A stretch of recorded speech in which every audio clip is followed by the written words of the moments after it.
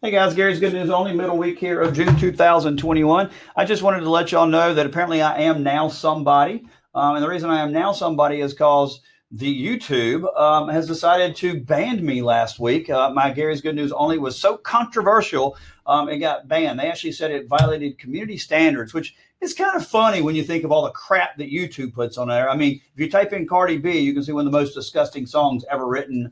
But somehow that song doesn't violate customer or consumer standards or community standards, but me telling you that Fauci lied when Fauci said he lied, somehow that violates community standards. I guess I should be flattered that YouTube thinks I'm dangerous, that some Gary, little Columbia, South Carolina now is dangerous to their narrative, but it also should scare you to death that this platform can determine what you should and should not be able to learn. So anyway, this week I'll try to stick a little bit more with the economic news in hopes that these jerks over there don't ban me.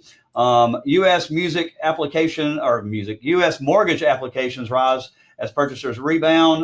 What we show in here, they had 3 weeks of decline in a row, but this last week they saw an increase. Seasonally adjusted market index rose 4.2% in the week ending June 11th, better than the week before. And that shows also a 5.5% increase in applications for refinancing. So apparently refinancing is not over yet. Wall Street Journal says we need 5.5 million more units on the market to get our market back to normal. That's a lot of houses. So that means there's a lot of opportunities out there for you guys to go get some people on the market.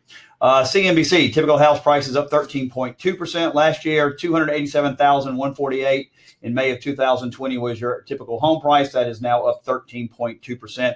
The rise is a record since 1996, which is pretty amazing. U.S.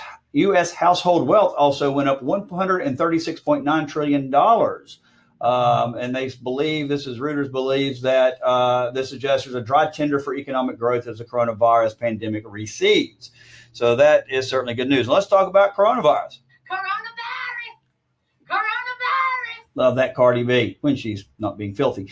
This is an interesting thing. A group of parents in Gainesville sent 6 face masks to a lab in Florida, University of Florida, to analyze the contaminants that were found in the face masks. Now, these apparently had been washed through a machine wash, and then only worn for 6 hours. This is what the analysis came back detected: 11 dangerous pathogens on the mask. They found, and I'm going to give you the common name, not the medical name, but pneumonia, tuberculosis, meningitis, keratitis, pneumonia, bloodstream infections, meningitis, UTIs, which are resistant to antibiotics, food poisoning, Lyme disease, diphtheria, and legionary disease. They also found another severe infection as staphylococcus and another one of meningitis. So half the masks were contaminated with at least one or more of these pneumonia-causing bacteria. 1/3 were contaminated with at least one or more strain of meningitis-caused bacteria. 1/3 were contaminated with dangerous antibiotic-resistant bacterial pathogens.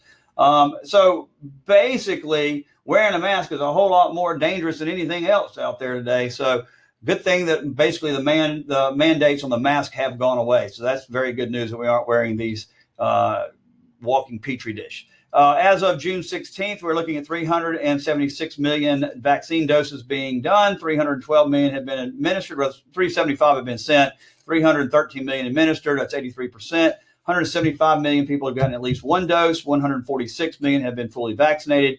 52.7% of the U.S. population has gotten at least one dose. 44% is fully vaccinated. 7-day moving average new cases, 13,997. That's another decrease of 6%. We're only down a little bit since the beginning of this thing, only 94.4%, guys. New test cases, you're only 1.8% of people testing are testing positive. 12.8% decreases in hospitalization and 1.9% decrease from last week in death. So all the numbers are going away. I don't know what it's going to take for YouTube to finally accept that this pandemic's over. I don't know. I guess dropping 94.6% doesn't count for it. I don't know. Maybe we have to be 104% away before they'll accept it. But who knows? Maybe this will also get banned from YouTube. If it does, we'll let you know. Y'all take care. Have a great week.